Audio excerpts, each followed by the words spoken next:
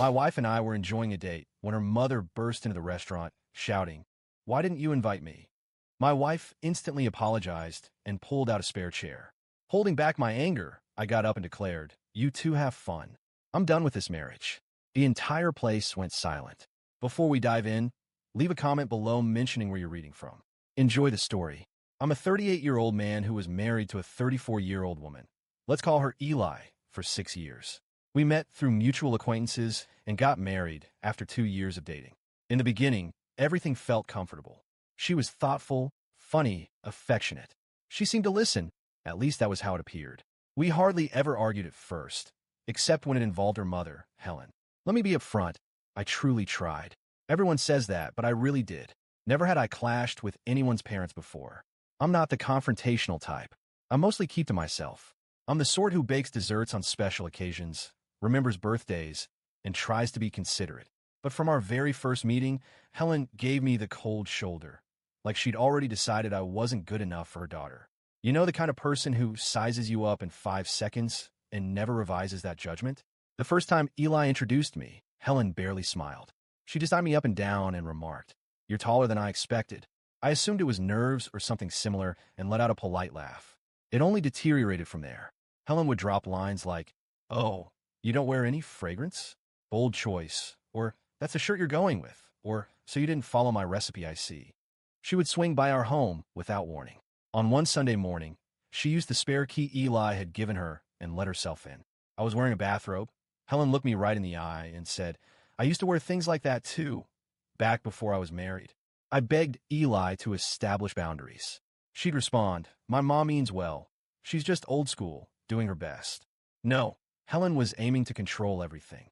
Eli either didn't notice or didn't mind. Over time, I realized how much authority Helen wielded over her. Eli refused to finalize anything major without Mom's input. If we planned a trip, she'd call Helen to ensure it wouldn't clash with Helen's schedule. I couldn't even pick out a new sofa without Helen's critique. She found fault with everything I did, how I folded towels, how I cooked eggs.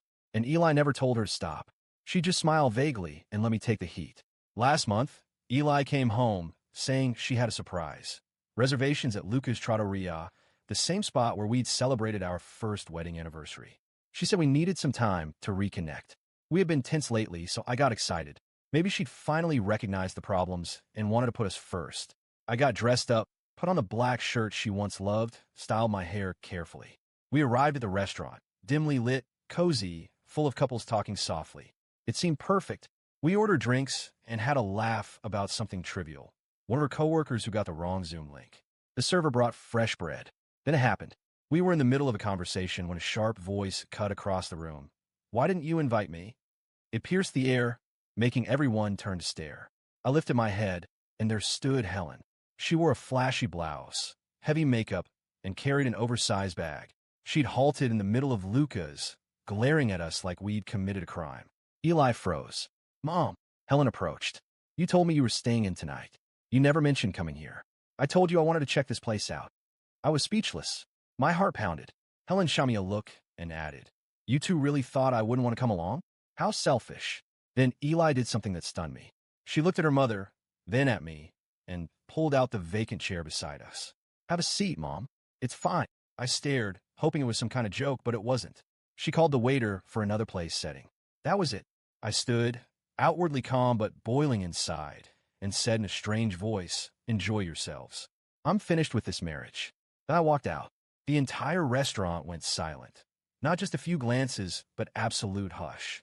I didn't look at Eli or Helen. I went straight for the exit and kept walking until I reached the corner. I pulled out my phone, got a ride, and stayed at a friend's place. I didn't return that night or the next. When I finally came back, Eli seemed stunned, as if I were the one overreacting. She said, "You embarrassed me." I answered, "You took her side." She claimed she only gave in so there wouldn't be a bigger scene, that Helen would have caused more drama if told to leave and she didn't see another option. I said, "You could have stuck up for me, like a wife, a partner, someone who cares." She had no answer. I'm not the kind of person who blows up without reason, but that fiasco didn't just appear out of nowhere. It was years of feeling belittled, sidelined, forced to swallow it all with a smile. So I began calmly planning my departure. No shouting, no tears, I just withdrew, stopped communicating. I separated our finances, changed passwords, got an attorney. I collected documents, snapped photos of the items I had paid for, changed where my paycheck was deposited, rented a P.O. box, and found a small apartment. I was leaving, and Eli? She pretended everything was normal, like that disastrous dinner was just a blip. I stopped sleeping in our bedroom, stopped cooking, and she hardly seemed to notice, or maybe she did and simply didn't mind. Helen, however, had no idea what was coming. After that night at Luca's, I kept my distance. I needed time and space. Eli acted as if nothing was different. The day I briefly came back, I found her casually playing video games on the couch, like any other weekend. She looked over and said, "You feeling better?" I stayed silent. She went on, "You know how my mom is. Easier to just let her join us than fight her." I stared, wondering if she heard what she was saying. I gave no response, just walked past. From then on, I wouldn't pretend anymore. No more conversations about it. No more requests to set boundaries. I'd done all that. This time, I wasn't asking, I was acting. I copied every bank statement, every receipt, every email and text. Since I handled most of our bills, it actually helped my case. We had a joint savings, sure, but the rent came from my account, and our credit cards were under my name. Plus, I was the one who had covered most of the down payment on our apartment. Then I uncovered something else. Eli had been sending Helen money. Started small, 100 here, 150 there, but it piled up. I saw notes like refund for mom's car repair, groceries, mom, pay mom back for brunch. I never even knew these payments were happening. When I casually asked about them, Eli said, "She's done so much for both of us. This is the least I can do." For both of us? She was undermining our relationship, not helping. I saved all the screenshots in a folder. That led to a pivotal moment. One morning, Eli was in the shower when her phone pinged. I wasn't snooping, but a notification popped up in her chat with Helen. "Did you already tell him?" My stomach churned. I opened the thread. Helen had written multiple messages. "He's going to find out anyway. You said you'd tell him last week." I'm tired of lying. No one else was in that conversation, just Helen and Eli. My heart pounded. What were they hiding? When Eli came out, wrapped in a towel, I didn't yell or throw the phone. I handed it to her. She turned pale. "Read it," I said. She didn't. She sank onto the bed, head in her hands. "I was going to tell you," she mumbled. "Tell me what?" I pressed. She admitted that Helen had secretly rented an apartment 2 floors below ours 6 months ago. They kept it from me because it would be awkward if I knew. Helen wanted to monitor us closely, which meant that woman had been in the same building for half a year, watching me come and go, probably from her balcony, never once telling me. Eli had helped her with the move, getting the lease, carrying boxes, all while lying to my face for half a year. I was speechless. "She just wanted to be near us," Eli said. I didn't think it was a big issue. Not an issue. Your mother is living directly below us, essentially spying, and you've hidden it for 6 months. That night, I packed a bag and left. From then on, I took each step with care. As mentioned, I already had a place lined up, a 1-bedroom, mother-in-law free. My attorney is incredible. We're doing everything methodically by the book. But Helen certainly didn't take it well. I started getting emails from her, some passive-aggressive, others blatantly hostile. A few examples. "Marriage is about forgiveness, not tantrums. You're punishing her for being a good daughter. When you're old and alone, you'll regret all this." I ignored it. She also showed up outside my new building. Yes, she found out, just standing there on the sidewalk, staring at the windows as if that might summon me. "Why I didn't come down?" she texted. "Running away won't fix your attitude." I shared everything with my lawyer, who noted it all. To Eli's small credit, she wasn't actively chasing me around, though I know she talked to Helen daily. Probably had no idea how bad this was. Then came the real bombshell. My lawyer found, upon reviewing our apartment records, that Helen's name was on the deed. Evidently, when we purchased it, Eli added her mother as a silent investor for the down payment.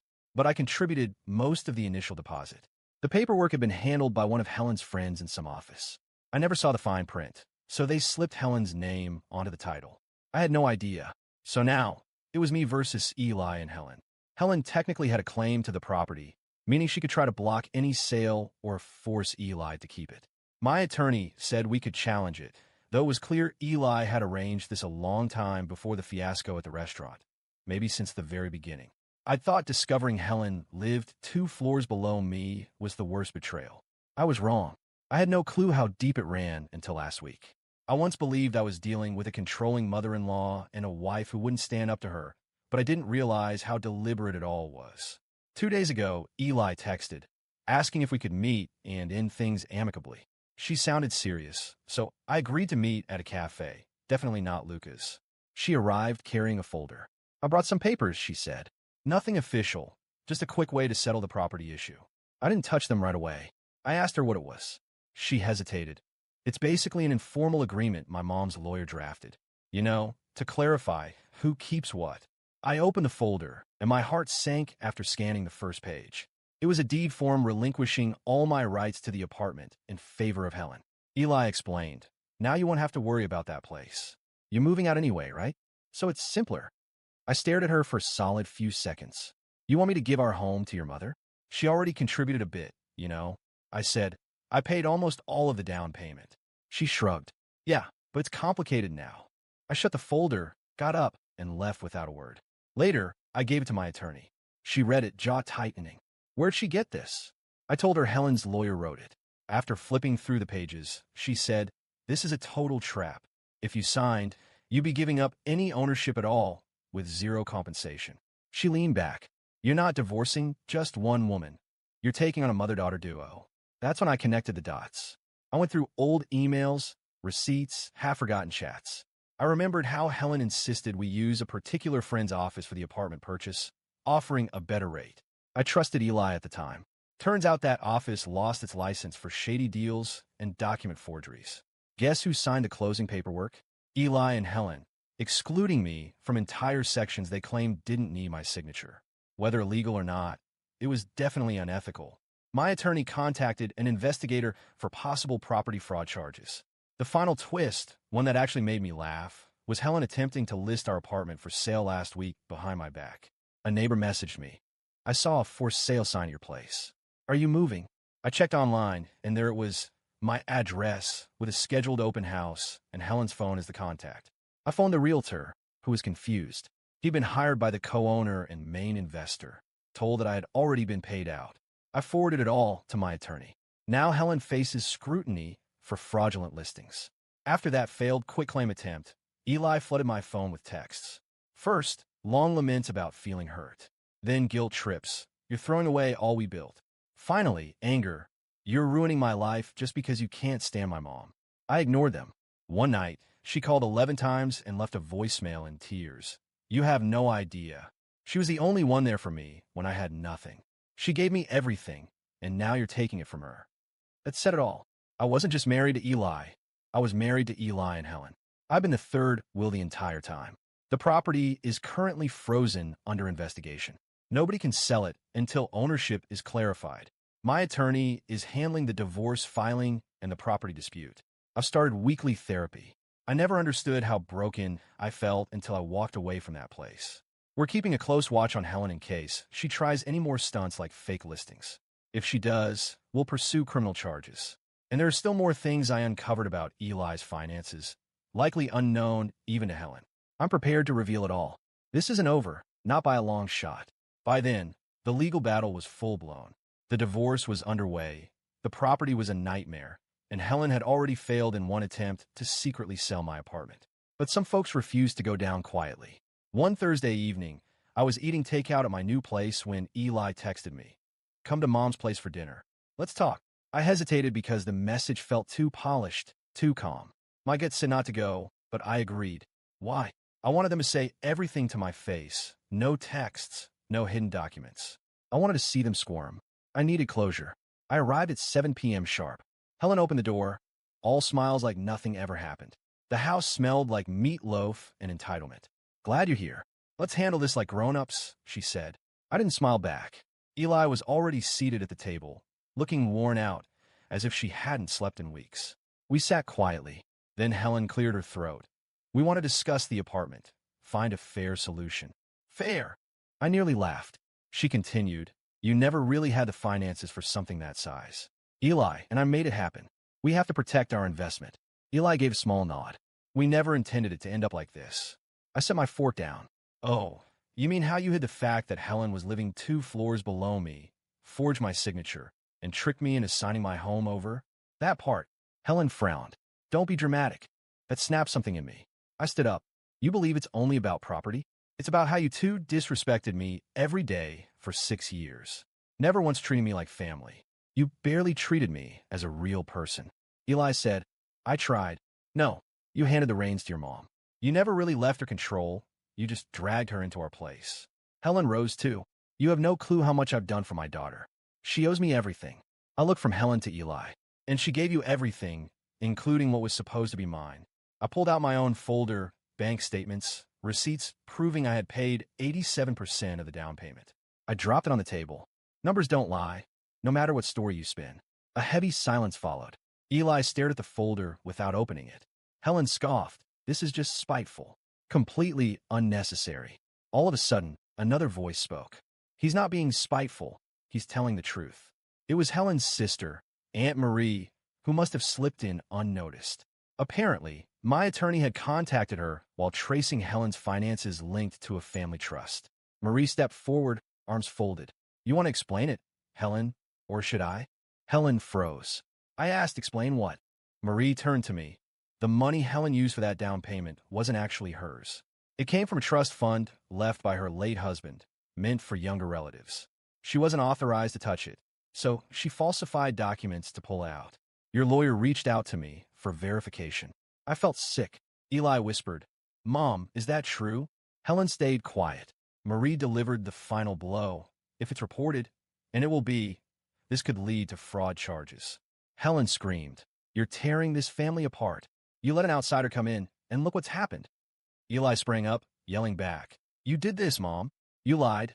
You made me lie. And you wrecked everything. Helen slapped her right there in front of Marie and me. Eli stood, cheeks flushed, trembling. I picked up my folder and headed for the door. Before exiting, I said, Keep your lies, but you're not keeping my life, my name, or my future. Then I left. The next day, my attorney filed a motion to freeze the apartment's title.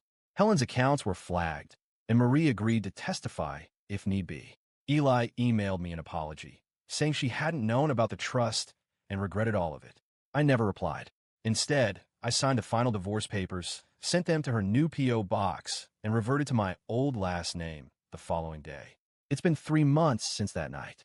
I'm in a smaller apartment now. No fancy countertops, no shared mortgage, but it's mine. I sleep better. I laugh louder. I cook my own meals without anyone criticizing how I dice vegetables. Sometimes I look back and feel angry over the lost years, how blind I was. But mostly, I'm relieved I escaped. If you're reading this and wondering if you should leave someone who never stands up for you, take this as your sign.